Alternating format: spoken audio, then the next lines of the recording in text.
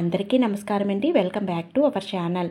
ఫిబ్రవరి 4, 2025 మనకి రథసప్తమి అండి. రథసప్తమి సంపూర్ణ పూజా విధానం ప్రతి ఒక్కటి కూడా ఇందులో అయితే చెప్తానండి. ఏ డౌట్స్ ఉన్నా కామెంట్ సెక్షన్లో కూడా కామెంట్ చేస్తే వెంటనే రిప్లై అయితే ఇస్తానండి. ముందుగా అయితే మనకి రథసప్తమి రోజు మనం సూర్య భగవాను ఆరాధిస్తూ ఉంటాము. ఒక్కొక్క మాసానికి ఒక్కొక్క ప్రత్యేకత ఉంటుంది. శ్రావణ మాసంలో లక్ష్మీ అమ్మవారిని సిరి సంపదల కోసం ఆరాధిస్తాము. అదేవిధంగా మనకి ఈ మాఘ మాసంలో సూర్య భగవాను ఆరోగ్యం కోసం ఆరాధిస్తామండి. పిల్లలు ముందుగా వ్యవహరించే వాళ్ళు చక్కగా ఒక చిన్న రెమెడీ అయితే చెప్తానండి. దానివల్ల పిల్లలు మంచి మార్పు వస్తుంది. ముందుగా అయితే ఈరోజు ఇంటిని శుభ్రం చేసుకొని మనం కూడా చక్కగా స్నానం చేయాలండి. ప్రత్యేక స్నానం ఉంటుంది.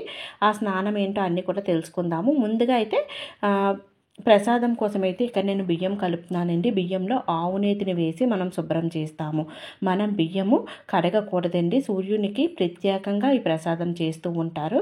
పాలను ఒక 3 సార్లు పొంగించాలి. పొంగించి దానిలోని ఈ నెయ్యి వేసి కలిపిన 3 గుప్పెళ్ళు కానీ 5 గుప్పెళ్ళు కానీ బియ్యాన్ని పోయాలి. అది కూడా మనం పాలల్లో కొంచెం కూడా నీళ్లను వేయకూడదు. ఆవు పాలతోని మాత్రమే ఈ ప్రసాదాన్ని చేయాలి. అస్సలు గరిటెలు అవి ఏవి పెట్టరండి. వీలైనంత వరకు ఇత్తడి పాత్రలోనే వండుతూ ఉంటారు. మనకి 1 కప్పు బియ్యానికి 1 కప్పు వరకు బెల్లం వేసుకోవచ్చండి. బెల్లం వేసి మంచి మెత్తగా వండాలి. ఇది ఎందుకంటే సూర్య భగవానుడికి పళ్ళు ఉండవు అంటారు. అందుకే డ్రై ఫ్రూట్స్ కానీ ఏవి వేయకుండా మెత్తగా ఆ పరమాన్నాన్ని వండాలి.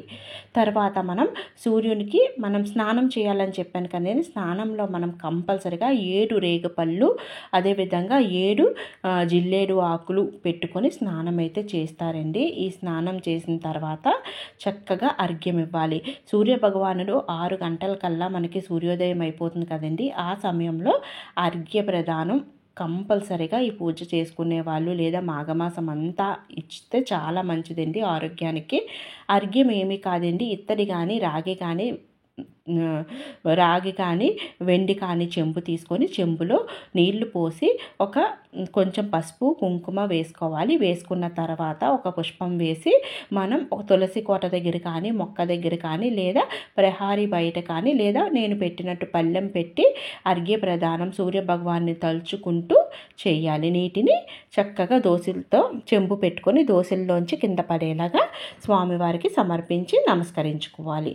తర్వాత ఆరు బయట మాత్రమే మనం సూర్య భగవానుడికి ఎందుకు పూజ చేస్తాము అంటే సూర్య భగవానుడు ప్రత్యక్ష దైవం అండి. అంటే మనకి డైలీ కూడా కనిపిస్తూ ఉంటారు కదా. అందువల్ల స్వామివారికి ఇక ఫోటోలు అవి ఎవ్వరు ఇంట్లో పెట్టుకోరు వీలైనంత వరకు. అందువల్ల బయట మాత్రమే పూజ చేస్తారు. ఆరోగ్యప్రదంగా కూడా ఈ మాఘమాసంలో ఎండలో ఉండడం వల్ల అనారోగ్య సమస్యలు తొలగిపోతాయి అని భావిస్తారనమాట. అందుకే ఆరు బయట మన పెద్దలు ఈ పూజను నిర్వహిస్తారనమాట. సూర్యుని రథానికి ఏకచక్రం ఉంటుందండి. అది కూడా కాలచక్రం అనమాట. ఆ కాలచక్రానికి 7 అశ్వాలు కట్టి ఉంటాయి. ఆ 7 అశ్వాలు సూర్యుని రథాన్ని లాగుతూ ఉంటాయి అన్నమాట. కాలచక్రము 7 అశ్వాలతో సూర్యుని రథం వెళ్తూ ఉంటుంది. అయితే 2 చక్రాలు ఎట్టి పరిస్థితుల్లో వేయరండి. ఒకే ఒక్క చక్రం ఉంటుంది. సూర్యుని రథం మీకు ఇష్టం వచ్చినట్టు ఇలా అయినా వేసుకోవచ్చు. లేదా రథం రాదు అంటే చక్కగా అష్టదళ పద్మ ముగ్గు లేదా సూర్యుని ముగ్గు ఏదైనా వేసుకోవచ్చు. వేసుకొని ఆరు బయట పసుపు కానీ లేదా జాజుతో కానీ అలికి వేసుకొని దానిపైన పీట పెట్టుకొని మనం ముగ్గు వేసుకోవాలి. ముగ్గు వేసుకొని మనం చక్కగా పూజను చేసుకోవాలి.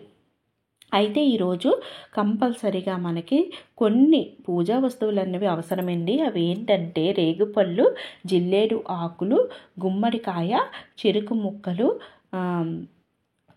మరియు చిక్కుడికాయలు, చిక్కుడు ఆకులు ఇవి మాత్రం కంపల్సరీగా ఉండాలండి. కంపల్సరీగా ఉంటే మంచిది. ఒకవేళ ఏవి దొరకకపోయినా పూజను మాత్రం స్కిప్ చేయకండి. మనకు ఉన్న వాటితోనే చక్కగా పూజనైతే చేసుకోవచ్చు. నేనైతే ఇలా రథం ముగ్గు వేసి పీటను వేసి మేమైతే గుమ్మడికాయ పెడతామండి. ఒక్కొక్కరి ఆచారంలో ఒక్కొక్కటి ఉంటుంది. గుమ్మడికాయ లేకపోయినా పర్వాలేదండి. అక్కడ మనం చేసిన రథాన్ని పెట్టుకొని అందులో రూపాయి నాణెం కానీ లేదా సూర్యునిది ఏదైనా లేదా ఇత్తడి నాణెం కానీ ఉంటే సూర్యుడు భగవానుడిగా పూజగా భావించి పెట్టుకోవచ్చు. లేదా రథంలో ఒక పుష్పాన్ని పెట్టి కూడా పూజ చేసుకోవచ్చు.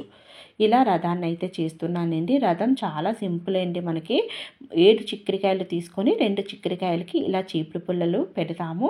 ఇంకో 2 చిక్కడికాయలు కూడా అదే విధంగా చీపురు పుల్లలు పెట్టి పైన 2 చిక్కడికాయలకి 4 పుల్లలు గుచ్చి ఆ 2 చిక్కడికాయలు కూడా పైన గుచ్చుతామండి.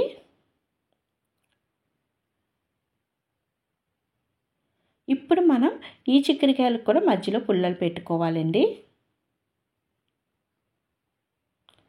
చిక్కడికాయ మధ్యలో గుచ్చి అటు ఇటు మళ్ళీ ఆ చిక్కడికాయలు గుచ్చుకోవాలి. ఇలా 2 చిక్కడికాయలు చేశాక మూడో చిక్కడికాయ మాత్రం వెనక భాగంలో వస్తుంది కనుక పైన పుల్ల మూడిట్లకి గుచ్చి దాన్ని పెట్టుకొని ఒక చిన్న గులాబీ పువ్వు కానీ ఏదైనా పర్వాలేదండి, ఎర్రని పువ్వులు ఉంటే పెట్టుకుంటే మంచిది. సూర్య భగవానుడికి ఎరుపు రంగు అన్న 7 సంఖ్య అన్న చాలా ఇష్టం అంట. అందువల్ల అలా పూజ చేస్తూ ఉంటారు. ఎరుపు రంగు పుష్పాలు ఉంటే పెట్టుకోండి, లేదు అంటే ఏ పుష్పాలైనా పర్వాలేదు. చక్కగా దీపారాధనకి దీపపు కుందులు పెట్టుకొని ఇక్కడ మనం పిల్లలు ఎవరైతే మొండిగా ఉన్నారో చెప్పిన మాట వినట్లేదు అనుకునే వాళ్ళకి ఒక దీపం ఉంటుందండి. అదేవిధంగా ఇంకొక చిన్న పరిహారం ఉంటుందండి ఈరోజు చేయవలసింది, అది కూడా చెప్తాను. ఇక్కడ నేను రథంలో ఒక పుష్పము అదేవిధంగా ఒక చిల్లర నాణెం పెట్టుకున్నాను. ఇక్కడ గోధుమల దీపారాధనకి ఒక పళ్ళెం అయితే సిద్ధం చేసుకుంటున్నానండి. ఈ ప్లేట్కి మనం చక్కగా 7 కుంకుమ బొట్లు కానీ లేదా 5 కుంకుమ బొట్లు లేదా ఇలా నిండుగా మంగళకరంగా బొట్లైనా పెట్టుకోవచ్చు. పెట్టుకొని మనం 7 జిల్లేడు ఆకులు 5 కానీ ఇవి తెల్ల జిల్లేడు ఆకులు మాత్రమే పెడతారండి. వేరే అంటే 2 రకాల జిల్లేడు ఆకులు ఉంటాయి కదా, అవి పెట్టరు. ఈ తెల్ల జిల్లేడు పెడతారు. ఒకవేళ దొరకకపోతే మీరు ఆ ఆకులైనా పెట్టుకోవచ్చు. అది కూడా దొరకక పక్షంలో మీరు తమలపాకులైనా పెట్టుకొని గోధుమల దీపారాధన అయితే చేసుకోవచ్చు.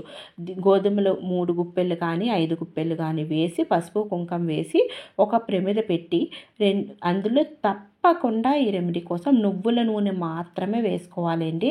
నువ్వుల నూనె వేసుకొని 7 వత్తులు 2 వత్తులు 7 వత్తులు వేసుకొని దీపారాధన చేయాలి. లేకపోతే 7 వత్తులు సింగిల్గా 7 వత్తులు కలిపి ఒక వత్తు కింద వేసి దీపారాధన చేసుకోవాలి. ఇక్కడ మనం విఘ్నేశ్వరునికి చక్కగా విఘ్నేశ్వరుని పెట్టుకోవాలండి. ఏ పూజ చేసినా విఘ్నేశ్వరుని పెడతాం కదా. ఇక్కడ చెంపుతో నీళ్లు ఒక పుష్పం వేసి పెట్టాను.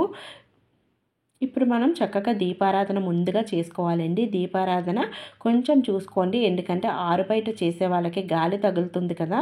కొంచెం నూనె ఎక్కువ వడ్డించి కొంచెం పెద్ద వత్తులు వేశారనుకోండి దీపం చక్కగా వెలుగుతుంది గాలికైనా సరే. ముందుగా విఘ్నేశ్వరునికి పూజ చేసుకోవాలి.